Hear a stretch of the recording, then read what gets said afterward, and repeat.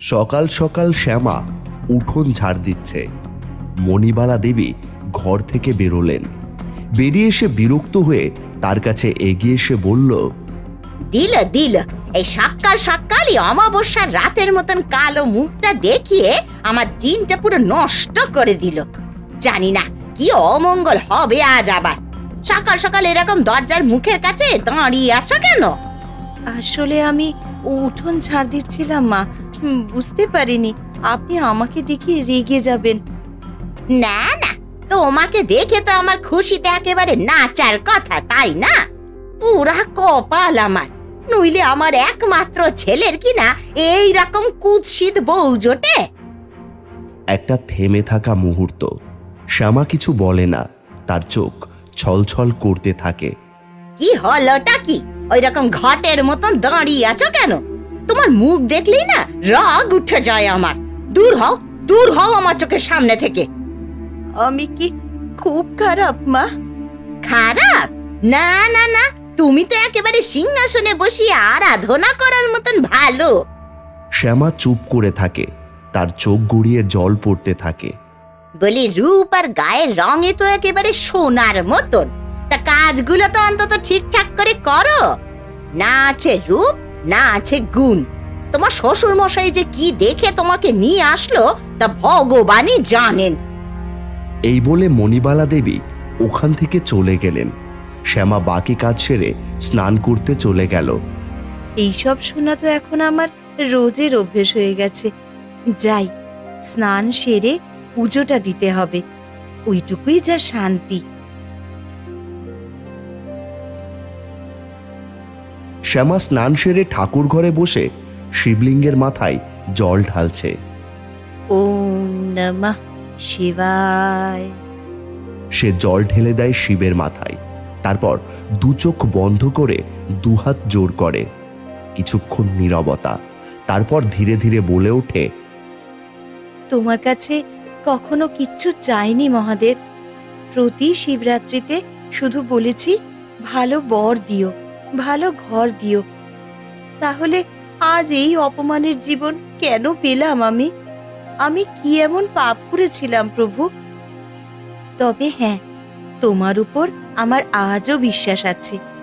আমি জানি তুমি একদিন সব ঠিক করে দেবে। হয়তো একদিন আমার কপালেও অনেক সুখ জুটবে।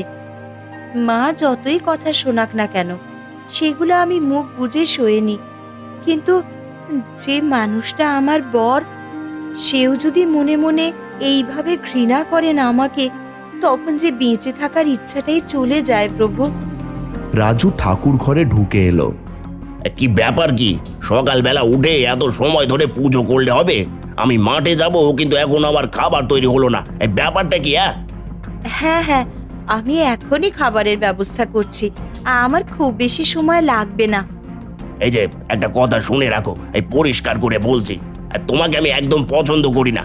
নিহাত বাবার কথা ফেলতে পারেনি, তাই মেনে নিয়েছি, কিন্তু তুমি আমার থেকে কোনো আশা রেখো না। শ্যামা স্তব্ধ, চোখের জল পেছনে চাপা দিতে চায়। আর হ্যাঁ, এরপরও যদি দেখি আমার দরকারি জিনিস, খাবার, জামা কাপড় সময় মতো তৈরি হয়নি, তাহলে এই বাড়িতে আর তোমার থাকা হবে না, এই আমি বলে দিলাম। আমি বুঝতে পারিনি, ভুল হয়ে গেছে, আর হবে না। দেখো, যাকে আমি পছন্দ করি না তার সঙ্গে কষ্ট করে কোনো রকম ভাবে থেকে যেতে পারি, কিন্তু বিনা পয়সায় খাওয়াতে তো পারবো না। তাই এই বাড়িতে থাকতে আর খেতে চাইলে তোমাকে কাজ করে তবে খেতে হবে, না হলে নিজের বাপের বাড়ি চলে যাও। হ্যাঁ। শ্যামার চোখ দিয়ে জল গড়িয়ে পড়ে, ঠাকুরের দিকে চেয়ে বলে, কোনো দিন সব ঠিক হবে না, এ বুঝি তারই ইঙ্গিত দিলে? রান্নাঘর থেকে শ্যামা একটা বাক্সতে ভাত, একটু ডাল সঙ্গে ভাজা বেঁধে রান্নাঘর থেকে বেরিয়ে উঠোনে এগিয়ে আসে রাজুর কাছে। রাজু উঠোনে দাঁড়িয়ে প্রস্তুত মাঠে যাওয়ার জন্য। এই নাও তোমার খাবার, খেয়ে নিও মনে করে, আর সাবধানে যেও। রাজু কিছু না বলে খাবারটা নেয়, চুপচাপ বেরিয়ে যায়। শ্যামা তার দিকে কিছুক্ষণ তাকিয়ে থাকে নিঃশব্দে। হঠাৎ ঘরের ভেতর থেকে শোনা যায় এক বৃদ্ধ কণ্ঠ, বৌমা, ও বৌমা, একবার এদিকে এসো তো মা। শ্যামা চমকে ওঠে, তারপর ধীরে ধীরে হাঁটতে থাকে ঘরের ভিতর। শ্যামা হরিচরণ বাবুর ঘরে প্রবেশ করে। ঘরটি একেবারেই সাধারণ, বাঁশের খাট, পাশে একটা ছোট্ট টেবিল, তার উপর ওষুধের কৌটো রাখা। আপনার ওষুধ খাওয়ার সময় হয়ে গেছে বাবা, দাঁড়ান আমি দিচ্ছি। সেই টেবিল থেকে ওষুধ খুঁজে এক গ্লাস জল সহ হরিচরণ বাবুর দিকে এগিয়ে দেয়। এই ওষুধ দেওয়ার জন্য তো ডাকিনি তোকে মা, যেটা বলার জন্য ডাকলাম সেটাই তো বলা হলো না। বলুন বাবা, কি বলবেন? আমি জানি মা, এই বাড়িতে তোকে অনেক অপমান সইতে হয়। শুধু তোর গায়ের রং একটু চাপা, এই জন্যই তোর শাশুড়ি তোকে প্রতিদিন অপমান করে। প্রতিবেশীরা সবাই একই কথা বলে যে আমি কেন তোকে বউ করে আনলাম। শ্যামা কিছুক্ষণ চুপ থাকে, তারপর একটু কাপা গলায় বলে, আমারও তো সেই একই প্রশ্ন বাবা। আপনি কেন আমার মতন একটা কালো কুৎসিত মেয়েকে এই বাড়ির বউ করে আনলেন? গায়ের রঙের জন্য যে মা আমাকে সহ্য করতে পারে না, তাহলে আপনি কেন এই কাজ করলেন বাবা? হরিচরণ বাবু একটু হেসে চোখে তাকাই। আমি বিশ্বাস করি গায়ের রং দিয়ে কোনো মানুষকে বিচার করা যায় না, আর আমি শুধু এটাই জানি তুই একমাত্র পারবি আমার এই সংসারটাকে আগলে রাখতে, তাই আমি তোকে বউ করে এনেছি মা। শ্যামা চোখ নামিয়ে গলা নিচু করে বলে, বাড়ির বউ তো লক্ষ্মী প্রতিমার মতন হয় বাবা, আমি তো সেই রকম না।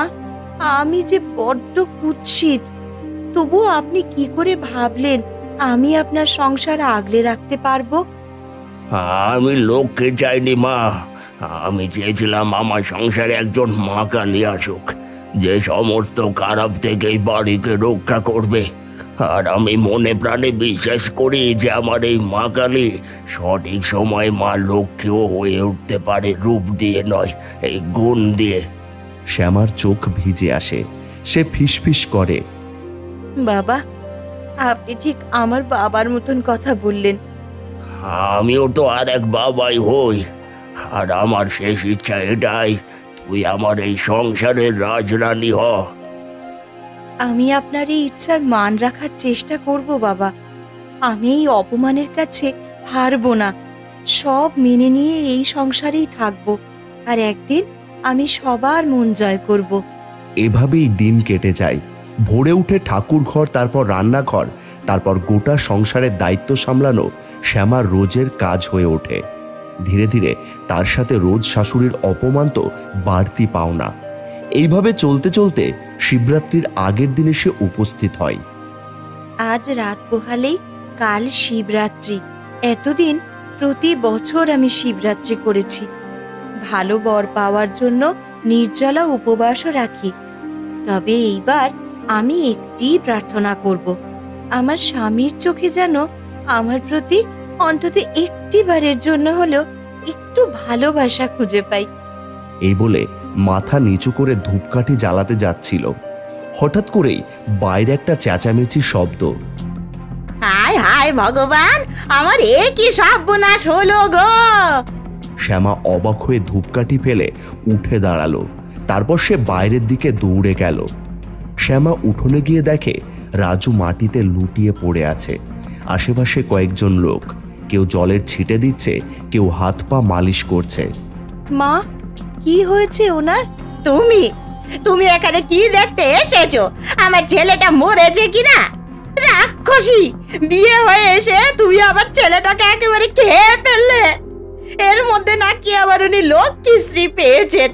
একটা কালো কুৎসিত মেয়ে নাকি আবার লক্ষ্মী। এই এই অপয়াটার জন্য আমার ছেলেটা শেষ হয়ে গেল গো। মণিবালার কথায় যেন আকাশ ভেঙে পড়ে শ্যামার মাথায়। চোখে জল গড়িয়ে পড়ে ওর। সে মুখ তুলে বলে, মা, আপনি কি বলছেন এসব? আমি কি এমন করলাম? আর ওনার কি হয়েছে মা, বলুন না। মনে হচ্ছে সাপে কেটেছে, ক্ষেতের কাজ করছিল, হঠাৎই চিৎকার করে ওঠে, পরে দেখি মাটিতে পড়ে আছে। পায়ের কাছে কামড়ের দাগটা দেখে সাপের কামড়ই মনে হচ্ছে। স্বর্গলোক, ধোঁয়াশা ঘেরা এক অদ্ভুত শান্ত পরিবেশ। ব্রহ্মাণ্ডের গভীরে জ্যোতির্ময় আসনে বসে ধ্যানস্থ স্বয়ং মহাদেব। চারপাশে অগণিত তারার মতো আলো জ্বলছে। এই নিস্তব্ধতা ভেদ করে আবির্ভাব ঘটে মা কালীর। তিনি ধীরে ধীরে এগিয়ে এসে প্রণাম জানান মহাদেবকে। প্রণাম মহাদেব। কি হেতু আপনাকে এত বিচলিত লাগছে দেবী? মর্তলোকে আপনার এক ভক্তের কান্নার শব্দ গোটা দেবলোক যে শুনতে পাচ্ছে। আপনি কি সেই কান্নার ধ্বনি পাচ্ছেন না দেব? পাচ্ছি দেবী। এই ত্রিভুবনে কোনো কিছুই যে আমার নজর এড়ায় না। তাহলে কেন এত অবিচার? আপনার কি এর পেছনে কোনো মহৎ উদ্দেশ্য আছে? হে দেবী কালিকা, আমার ভক্ত শ্যামাকে তার গায়ের রঙের জন্যই সকলে অবজ্ঞা করে, অপমান করে। তাই আমি এই ছলনার আশ্রয় নিয়েছি। তবে এই সমস্যার সমাধানের দায়িত্ব আমি আপনাকেই দেব দেবী। কালোই যে জগতের আলো, এই সত্য আপনাকেই মর্তলোকে গিয়ে বুঝিয়ে আসতে হবে। রঙে যে মানুষ চেনা যায় না, সেও আপনাকেই প্রমাণ করতে হবে। আপনি প্রস্তুত তো? আজ্ঞে মহাদেব, আপনার কথা মতন আমি মর্তলোকে গমন করব। আর এই কালো রঙের মাহাত্ম্য আজ আমি গোটা গোপালপুর গ্রামকে বুঝিয়ে আসব। এই কথা বলে এক ঝলক তীব্র আলো স্ফুলিঙ্গে মা কালী উধাও হয়ে যান। চারদিক অন্ধকার হয়ে আসে। তারপর আবার ধীরে ধীরে আলোয় ভরে ওঠে। ধ্যানস্থ মহাদেব আবার চোখ বন্ধ করে। ঠাকুর ঘরের ভিতরে সন্ধ্যা ঘনিয়ে এসেছে। শ্যামা ঠাকুর ঘরের সামনে শিবলিঙ্গের পায়ে বসে কাঁদছে। মাটিতে পা ঠুকে প্রার্থনা করছে। এমনটা তুমি আমার সাথে কেন করলে? ছোট্ট থেকে কখনো তোমার প্রতি আমার ভক্তির কোনো ত্রুটি হয়নি। তাহলে কেন কেন আমার সাথে সব সময় তুমি এমন অন্যায় করো? আগামীকাল শিবরাত্রি, আর আজকে কিনা তুমি আমার স্বামীকে আমার থেকে কেড়ে নিচ্ছ। ফিরিয়ে দাও, ফিরিয়ে দাও আমার স্বামীকে, আমার কাছে ফিরিয়ে দাও। আমার এত দিনের শিবরাত্রির ব্রত তুমি মিথ্যে হতে দিও না। শ্যামা ভেঙে পড়ে মাটিতে, কাঁদতে থাকে। হঠাৎ ঠাকুর ঘরে আলোর স্ফুলিঙ্গ শ্যামার পেছনে এক ঝলকে মা কালী প্রবেশ করেন। তারপর নিজের রূপ বদলে নিয়ে ধীরে ধীরে রূপ নেন এক ছোট্ট শ্যামবর্ণের বাচ্চা মেয়েতে। তুমি এমন করে কাঁদছো কেন গো? কি হয়েছে তোমার? কে কে তুমি? ভেতরে কিভাবে এলে? আমি শ্যামা গো, শ্যামা। তুমি আমাকে চিনবে না। তোমার নামও শ্যামা? আমার নামও শ্যামা। জানি তো, ওই জন্যই তো তোমার কাছে এলাম। বললে না তো তুমি কাঁদছো কেন? তুমি তো বাইরে থেকে এলে, তুমি দেখোনি উঠোনে কত লোক ভিড় করে আছে, আর আমার স্বামী মাটিতে পড়ে আছে। সে এখন মৃত্যুর সাথে পাঞ্জা লড়ছে। তাই আমি মহাদেবকে বলছি, উনি যাতে আমার স্বামীকে রক্ষা করেন। কাঁদলে কি কিছু হয় গো? তুমি তো তোমার স্বামীকে রক্ষা করতে পারো। আমি পারলে তো রক্ষা করেই নিতাম। তাকে যে বিষধর সাপে কেটেছে গো, কি করে বাঁচাই তাকে আমি? কাল শিবরাত্রি, আর আজকে কিনা আমার শীতে সিঁদুর মুছতে বসেছে। এমন অমঙ্গলের কথা বলো না তো। সাপে কেটেছে তো কি হয়েছে? তাও তুমি বাঁচাতে পারবে তোমার স্বামীকে। কিভাবে পারবো? তুমি জানো আমি কিভাবে বাঁচাবো ওনাকে? জানলে বলো না গো। জানি গো, জানি, আমি সব জানি। তুমি বরং এক কাজ করো, তোমার স্বামীর শরীরে যে বিষ ঢুকেছে তুমি মুখ দিয়ে সেই বিষ তুলে ফেলো। তাই তো, এই বিষয়টা তো আমি ভুলেই গিয়েছিলাম। আমি দেখেছি আমাদের গ্রামে এমনই একজনকে সাপে কেটেছিল, তখন তার বিষ মুখ দিয়েই তুলেছিল এক গুণিন বউ। শ্যামা তৎক্ষণাৎ উঠে দাঁড়ায়, ছুটে রাজুর দিকে যাওয়ার জন্য এগিয়ে যায়। তখনই পেছন থেকে মেয়েটি আবার ডাকে, আরে দাঁড়াও, পুরো কথাটা তো শুনে যাও। বলো, কি বলবে? এই বিষ যদি তোমার শরীরে যায় তাহলে তো তুমি মরে যাবে। সেই বিষয়টা খেয়াল আছে তো? আমি নিজেকে নিয়ে ভাবি না। এই কথা বলে শ্যামা দ্রুত ঘর থেকে বেরিয়ে যায় উঠোনের দিকে। বাচ্চা মেয়েটি ঠাকুর ঘরের মাঝে দাঁড়িয়ে থাকে। তারপর ধীরে ধীরে শিবলিঙ্গের দিকে তাকিয়ে বলে, বাকিটা এবার আপনার হাতে। শ্যামাকে রক্ষা করার দায়িত্ব এবার আপনার মহাদেব। আমার কাজ আমি সম্পন্ন করেছি। এই কথা বলে ধীরে ধীরে আলোর মধ্যে মিলিয়ে যায় বাচ্চা মেয়েটি। ঠাকুর ঘর আবারও নিস্তব্ধ হয়ে যায়। শ্যামা তারপরে গিয়ে উপস্থিত হয় উঠোনে। সে ছুটে গিয়ে রাজুর পায়ের কাছে বসে, তার পায়ের কাটা স্থানটাকে ধরে। এই এই তুমি আবার এসেছো? হ্যাঁ, একদম আমার খোকাকে তুমি ধরবে না। যাও যাও বলছি, এখান থেকে চলে যাও। শ্যামা কোনো কথা গ্রাহ্য না করে রাজুর পায়ের কাটা অংশ মুখে ঠেকে বিষ বের করার চেষ্টা করে। আরে আরে কি করছো? বিষ বের করতে গিয়ে নিজে মরবে নাকি? হে মহাদেব, আমাকে শক্তি দাও। আমার যাই হয়ে যাক, আমি যেন ওনাকে বাঁচাতে পারি। এই বলে শ্যামা বিষ বের করতে থাকে। রাজুর পা থেকে বিষ বের করতে করতে একটা সময় পড়ে গিয়ে এসে আবার নিচে ধীরে ধীরে নিতিয়ে পড়ে। কিন্তু তার কিছুক্ষণের মধ্যে রাজুর জ্ঞান ফিরে আসে। কই গো তোমরা সবাই দেখো, আমার ছেলে সুস্থ হয়ে গেছে গো, তার কোনো ক্ষতি হয়নি। রাজু জ্ঞান ফিরে পেয়ে চারিদিকে তাকাতে তাকাতে তার চোখ যায় শ্যামার দিকে। সে দেখে শ্যামা মাটিতে পড়ে আছে। কি ওর কি হয়েছে? এইভাবে মাটিতে পড়ে আছে কেন? তোর শরীরে ঢুকে যাওয়া বিষ মুখ দিয়ে টেনে টেনে বের করছিল। মনে হয় ওর শরীরে সেই বিষই ঢুকেছে। মানে আমাকে বাঁচাতে গিয়ে এইরকম মৃত্যুর মুখে চলে গেছে? না না না না, এই পাপের বোঝা নিয়ে বাজার থেকে তো আমার মরে যাওয়া ভালো ছিল। শ্যামা শ্যামা ওঠো শ্যামা। হে মহাদেব, সব সময় দেখি শ্যামা তোমার পুজো করেই চলেছে। আজ আমি বুঝতে পারছি কত ভুল করেছিলাম আমি না হয় তোমাকে সেইভাবে সম্মান করিনি কখনোই, কিন্তু তোমার ভক্তকে তুমি বাঁচাও, আমার এই প্রার্থনাটুকু তোমার কাছে রইল। এবার আপনি কি করবেন মহাদেব? আমার পরিকল্পনা মাফিক সবকিছু তো ঠিকঠাকই হলো, কিন্তু আপনার ভক্ত যে এখন মৃত্যুর দোরগোড়ায় পৌঁছে গেছে। আমার ভক্তকে রক্ষা করার দায়িত্ব আমারই। আমি নিশ্চিত রূপে সেই দায়িত্ব পালন করব। বাসুকি নাগ ঠাকুর ঘরে এসে পৌঁছায়। তারপর ধীরে ধীরে এগিয়ে যায় উঠোনের দিকে। শেষে শ্যামার পায়ের কাছে থেমে যায়। গ্রামের লোকেরা অবাক হয়ে দূরে সরে যায়। রাজু একটু দূরে সরে দাঁড়ায়। বাসুকি নাগ শ্যামার পায়ে কামড় দেয়, ধীরে ধীরে বিষ টেনে নেয়।